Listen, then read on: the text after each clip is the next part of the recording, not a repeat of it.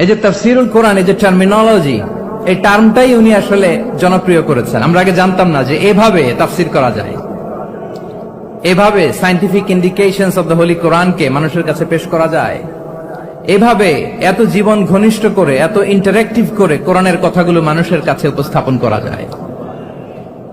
উনি অন্যায়ের বিরুদ্ধে সবসময় সোচ্চার ছিলেন, প্রতিবাদী কণ্ঠস্বর ছিলেন। ওনার আলোচনা শুনলে দেহের রক্ত টকবক করে ফুটতে থাকতো। আল্লাহু আকবার, আল্লাহু আকবার, আল্লাহু আকবার। He was a strong mouthpiece of Islamic revivalism. Islamic জাগরণের স্ট্রং মাউথপিস ছিলেন আল্লামা সাঈদী রাহিমাহুল্লাহ। অনেক দোয়া পেয়েছেন। আমরা পড়েছি, এমন জীবন তুমি করিবে গঠন, মরণে হাসিবে তুমি, কাঁদিবে ভুবন। গোটা বিশ্বকে তিনি কাঁদিয়েছেন।